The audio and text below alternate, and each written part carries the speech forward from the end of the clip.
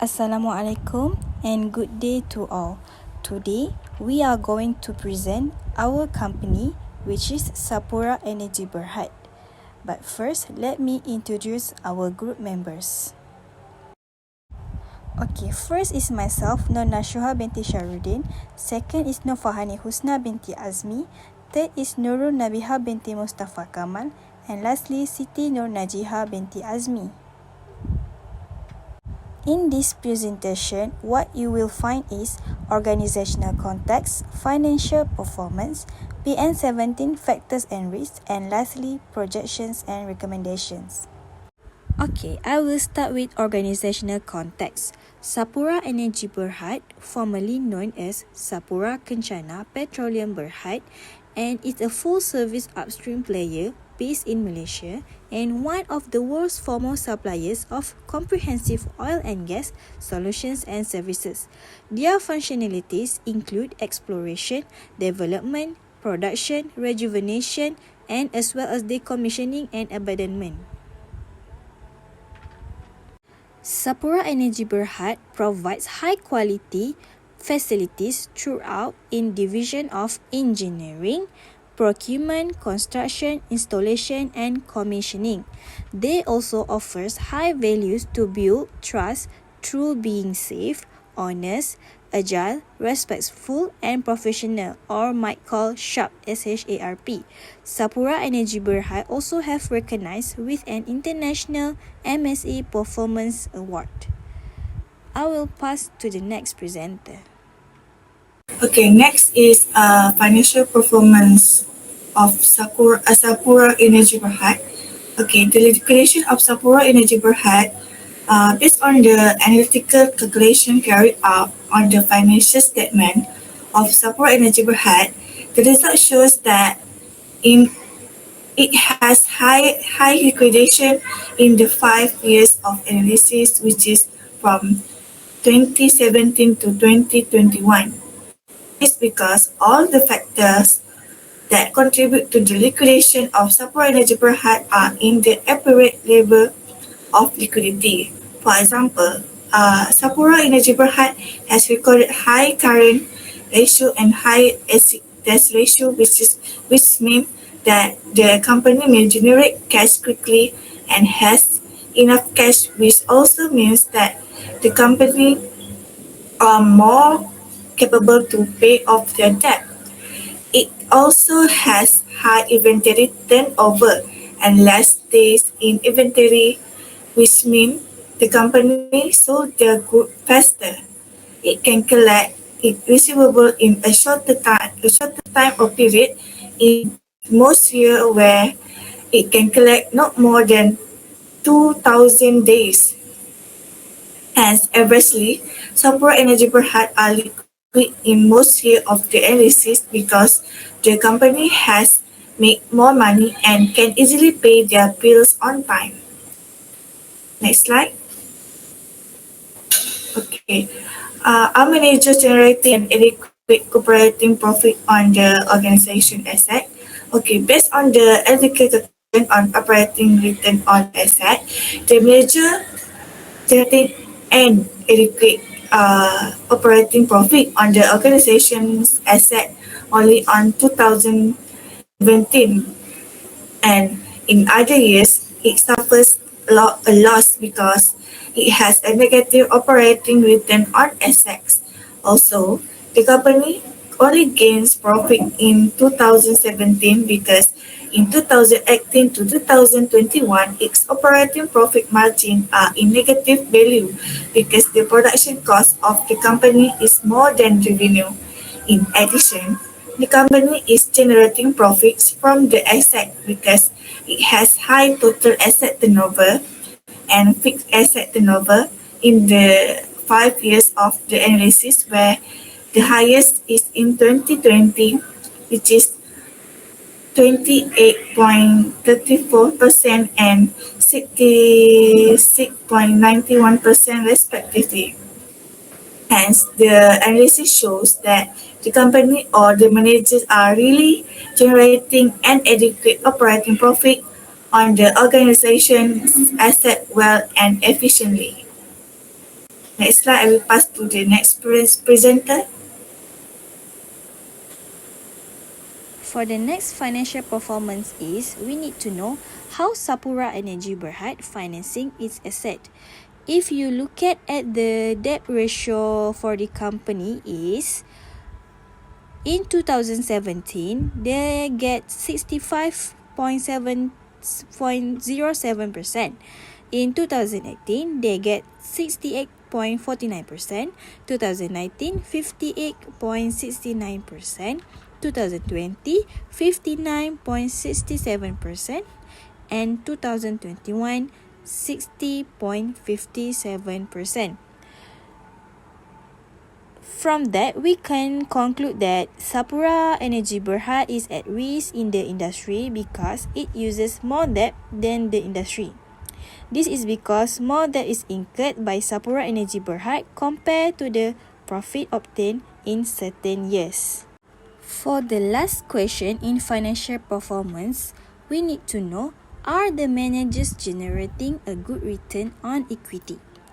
Okay, you will look at the return on equity. If you look at 2017, they get is 1.58%.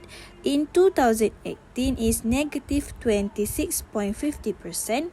2019 is 1.47%. 2020 negative 49.75%. And 2021 negative 1.79%. So we can conclude that return on equity can determine whether or not the firm's owners or shareholders earn a good return on their investment. The owners of Sapura Energy Berhad receive a lower return each year from 2017 to 2021. A lower return on asset always leads to a lower returns on equity and vice versa. That's all from me. I will pass to the next presenter. Next is the factors that lead to the PN17. Bursa Malaysia issue PN17, which is a practice note 17/2005 as a PN17. In general, PN17 is a asset that face financial difficulty. As a result, when some of the shares they own are for PN17 companies, investors become concerned. They are usually torn between cutting the loss and hoping for such stocks to recover. The PN70 is the result of a number of factors, including the company shareholders' fund that being less than 25% of their total paid-up capital, exclude the treasury shares of the listed issuer, and also the shareholders' equity that being less than 40 million. Where the shareholders' funds below than their capital and unable to cover all the debts, it will affect the equity of the company. The receiver also have been appointed to take control of the company's assets, because they are the persons that have a good trust, responsibility, and have been appointed to handle the company assets and the subsidiary or associated company. It is which an assets account for at least 50% of the total assets employed by the listed issuer on the date of the PN17. Next is the winding up of their subsidiaries and associated companies, which an account for at least 50% of the listed issuer total of the assets employed also on a consolidated basis, and the auditors expressing an adverse or disclaimer opinion in the listed issuer letters audited in the financial statements. It is where the auditors highlight the material uncertainty that relate to going concern or expressing qualifications on the listed issuer ability to continue as a going concern in the audited financial statement, where it also has been announced by a listed issuer under paragraph 9.9a of the listing requirements.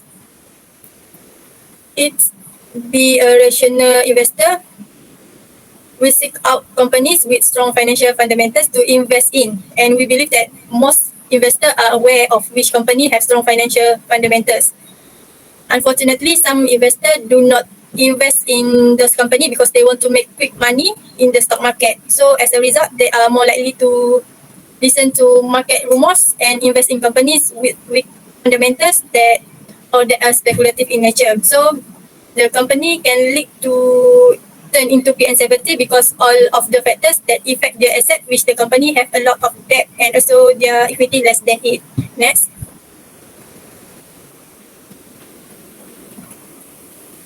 Next is the internal risk, which we know that Sapura Energy also has a solid enterprise risk management framework in workplace.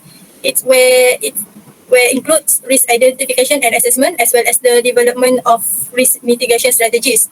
There are a few risks in Sapura Energy, which are strategic risk, operational risk, and also conduct risk. First, strategic risk.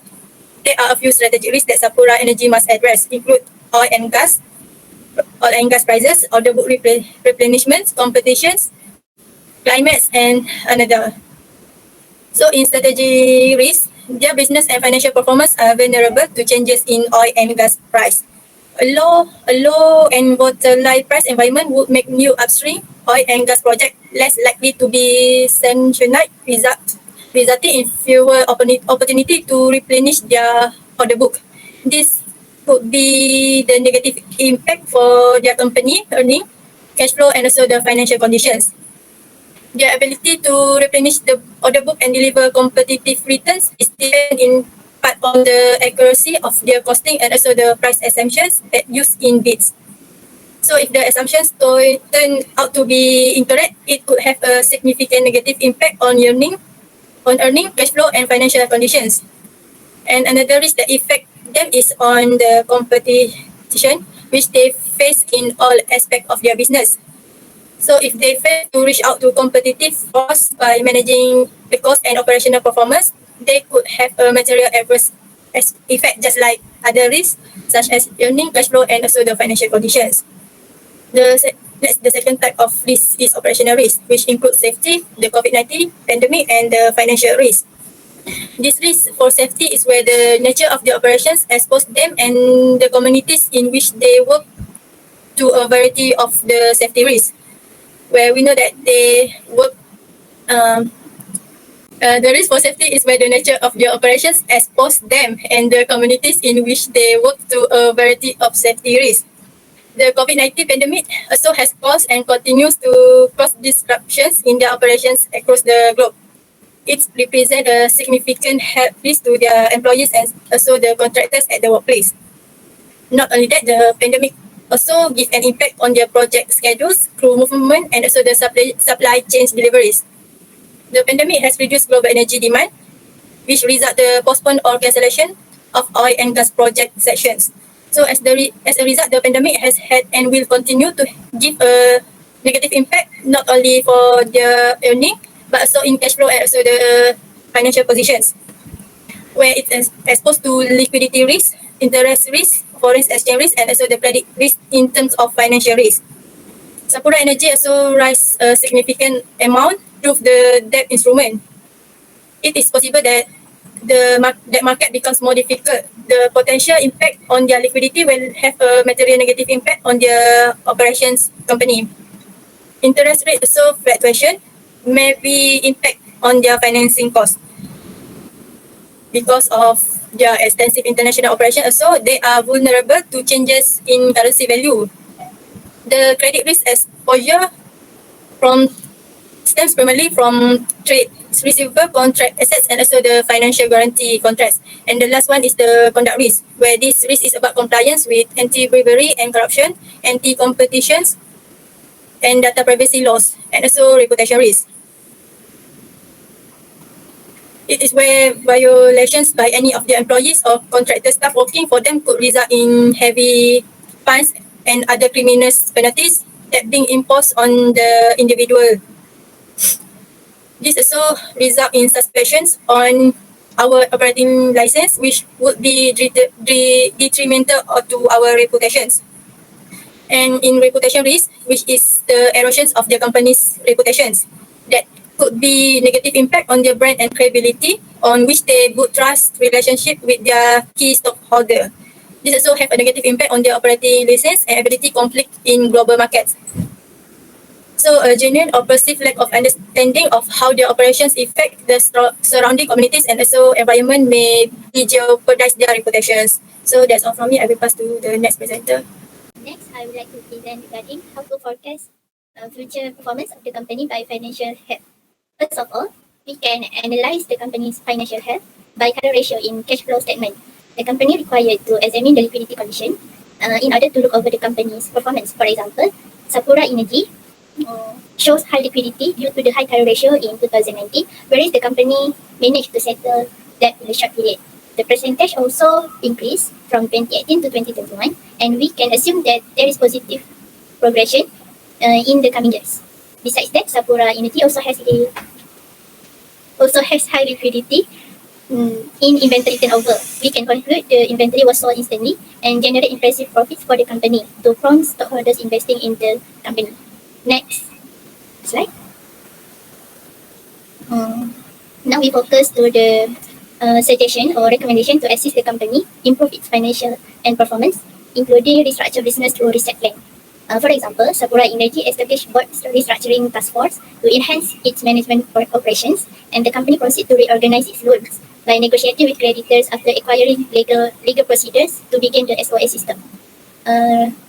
Furthermore, company in PN17 list should constantly pursue to acquire new sources of funding to guarantee that they have the required funds to implement recovery strategy that include the sale of non-core assets. Thus, the company is required to consult with their lenders regarding the initiative to resolve their debt burden, such as reaching an agreement that recognizes the lender statement while assuring the company's future financial sustainability, so that they can focus on maximizing financial health and performance. And the last one is the directors of the company are also responsible to take PN17 firm out of financial trouble and eliminate it from PN17 list. In order to dissolve as a PN17 company, the directors must guarantee that the authorized equalization strategy is carried out and finished within the time scale set by Security Commission or enclosed by 6 months from the day of the deal authorized by Bursa. Following the conclusion of the equalization plan, the directors of the PN17 firm must file a request and all relevant documentation to Bursa to demonstrate the company is not PN17 company anymore. That's all from me. With that, I thank you.